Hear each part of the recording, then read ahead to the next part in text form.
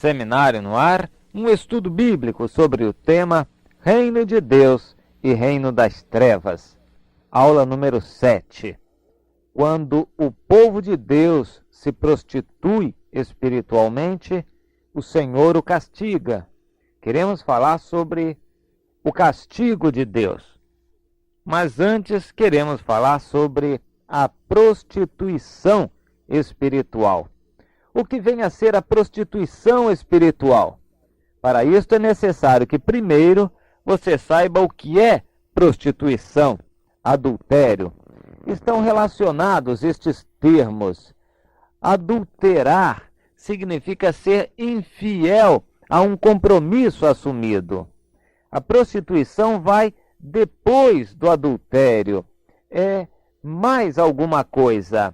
É trocar a honra própria ou um compromisso de honra por interesses materiais. E estes termos estão citados na Bíblia pelo próprio Deus. É por esta razão que eu não me vergonho de citar estes termos e relacioná-los pessoal e diretamente com a nossa vida hoje. Estes termos estão relacionados com a nossa atividade religiosa de hoje. Se hoje Jesus estivesse aqui, a religião predominante no nosso meio não seria o judaísmo, seria o cristianismo, o protestantismo, o catolicismo. Enfim, se Jesus estivesse aqui no nosso meio, as suas palavras teriam sido dirigidas, em sua maior parte, aos cristãos e não aos judeus. Jesus era judeu, mas ele foi enviado aos demais, aos gentios. Os que se converteram dentre os gentios vieram a se tornar os cristãos. Então Jesus falaria de igrejas cristãs se estivesse conosco em nossos dias. E queremos fazer exatamente o que Jesus faria se estivesse aqui conosco hoje. Eu quero falar sobre a prostituição espiritual, sobre a hipocrisia espiritual, sobre os interesses religiosos, não digo espirituais, interesses religiosos, como está escrito lá na Bíblia, em Pedro, em Judas, a respeito daqueles que têm interesses de encher o seu ventre através da atividade religiosa profissional. Por isso eu tenho medo dos profissionais da religião. São aqueles que fazem propaganda do seu trabalho religioso para auferir lucro com ele. Isto é muito, muito perigoso mesmo. Vamos ver no livro de Juízes, no capítulo 18, logo o primeiro versículo diz o seguinte: naqueles dias não havia rei em Israel. Naqueles dias não havia rei em Israel. Mais adiante, também no início do livro, é dito que pelo fato de não haver rei, cada um fazia o que bem entendia. Aliás, o livro de Juízes termina assim, Juízes 21, 25. Naqueles dias não havia rei em Israel. Cada um fazia o que achava mais reto. Só que este conceito de cada um achar o que é mais reto é muito flexível, variável. Há pessoas que têm a mente tão flexível que não se envergonham de qualquer coisa errada que possam fazer. A verdade é esta. Então, cada um fazendo o que achava mais reto era uma salada religiosa sem precedentes. E hoje nós vivemos exatamente a mesma situação. A vida religiosa de nossos dias pode ser caracterizada por essa expressão, uma salada religiosa, onde cada um faz o que bem entende. Há gostos religiosos para tudo, exatamente para tudo. Hoje há religiões que cobrem todos os gostos. Qualquer gosto que alguém tiver, qualquer doutrina, por mais estapafúrdia que alguém inventar, sempre haverá em nossos dias uma religião que encampe aquela ideia, aquela maneira de pensar. É uma salada religiosa, sem precedentes.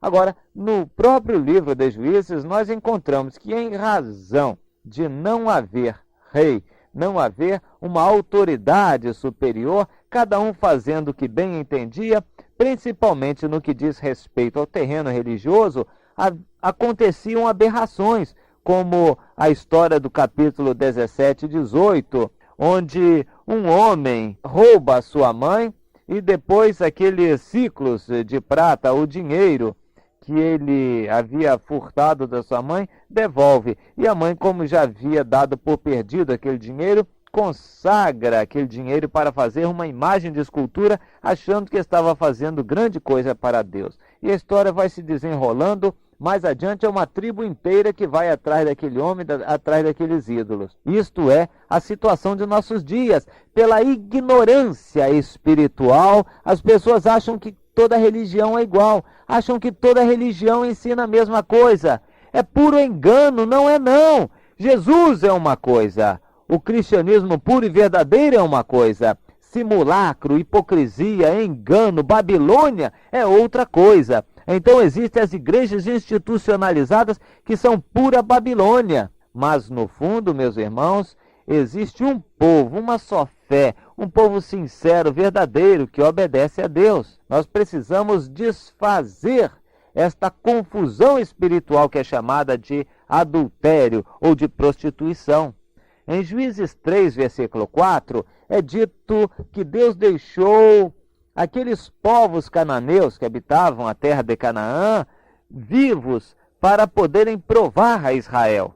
Deus permitiu que eles ali ficassem com seus ídolos para provar a Israel se obedeceria ou não à voz de Deus. E ainda em Juízes 3, versículos 5 e 6, é dito que habitando Israel no meio dos cananeus, heveus, ferezeus, jebuseus, etc., aqueles povos que habitavam a terra de Canaã, se misturaram com eles, deram suas filhas aos seus filhos e vice-versa, adoraram seus ídolos por ignorância, sei lá se havia ingenuidade também. A verdade é que se misturaram, e a isto Deus chamou prostituição espiritual. Versículos 7 e 8. Fizeram o que é mal, e a ira de Deus se acendeu contra eles e os entregou nas mãos de um inimigo, Cusã-Risataim, rei da Mesopotâmia. A palavra de Deus não mente, não falha. Deus já advertia lá em Deuteronômio 5, versículo 7, nos 10 mandamentos: não terás outros deuses diante de mim.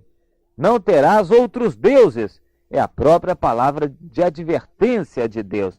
Não terás outros deuses. Deus é sério, Deus é terrível naquilo que ele faz, e devemos respeitar a presença de Deus. Qualquer outro ídolo, qualquer outro motivo de dedicação, de devoção, de apego que tenhamos, isto é idolatria, é prostituição espiritual. Eu ainda quero caracterizar uma diferença entre idolatria e prostituição espiritual. Idolatria fala mais talvez de ignorância, de um outro objeto que às vezes até por fraqueza a pessoa toma como objeto de devoção. Mas a prostituição espiritual dá a ideia de que a pessoa sabe o que está fazendo.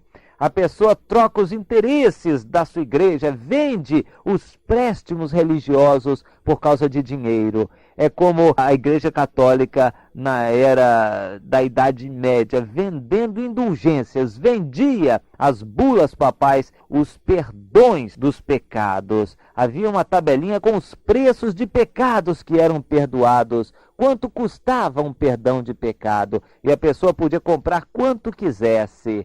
E quanto mais comprasse, mais direito de perdões ela tinha. Um absurdo, verdadeira prostituição espiritual. E não parou, não. Hoje, em nossos dias, existem curas de diferentes preços em muitos trabalhos por aí afora.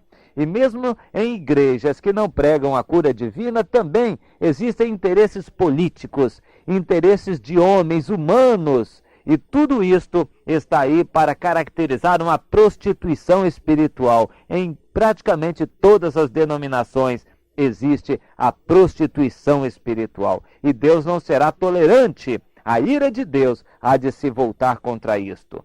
Veja lá em Jeremias no capítulo 3. E eu disse que o próprio Deus é quem usa esta expressão. Jeremias 3 e versículo 9.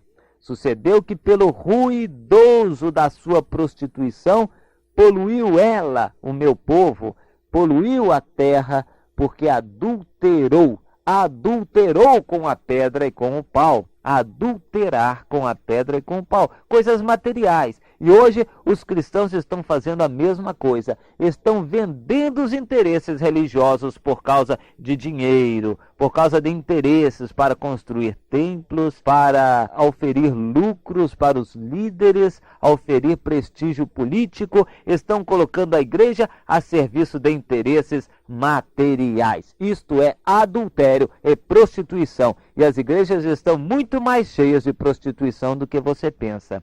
E a responsabilidade recai principalmente sobre os líderes que sabem o que estão fazendo, mas fazem por fraqueza, por interesses materiais. Eles se assenhoram, se põem numa posição de quase que donos da igreja, acham que podem fazer o que eles querem e lançam o nome de Deus no vexame, lançam lama sobre a honra de Deus. Em Jeremias 17, versículo 5 é dito: maldito o homem que confia no homem, que faz da carne mortal o seu braço e aparta o seu coração do Senhor. Maldito o que prostitui espiritualmente, o que adultera espiritualmente. Maldito confiar no homem, no braço da carne, nas coisas humanas e materiais. Isto é prostituição espiritual, meus irmãos. Em Apocalipse 18, de 3 a 5, nós lemos a respeito da Babilônia. Lá no finzinho da Bíblia é dito de uma cidade que se assenta sobre 7 montes, é a cidade de Roma. Ali a meretriz, a grande prostituta chamada Babilônia, se assenta e de onde lança seus tentáculos para dominar o mundo religioso e assim ter direito a oferir lucros e ganhar dinheiro e prestígio através da atividade religiosa que é vendida. Esta Babilônia todos sabem quem é. A religiosidade que tem a capital em Roma, todos sabem qual é. Então é dito lá de 3 a 5, todas as nações têm bebido do vinho do furor da sua prostituição. Com ela se prostituíram os reis da terra, os mercadores da terra também.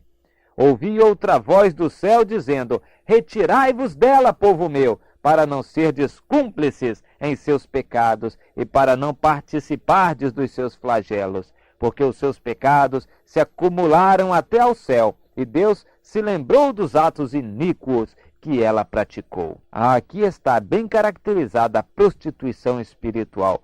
Roma, que trocou as coisas de Deus, que vendeu as coisas de Deus pelas coisas materiais, como Esaú, que profano que foi, vendeu seu direito de primogenitura, está em Hebreus 12, 16. Profano que foi. Aqueles que se prostituem espiritualmente são profanos, não têm respeito pelo nome de Deus, não guardam temor de Deus.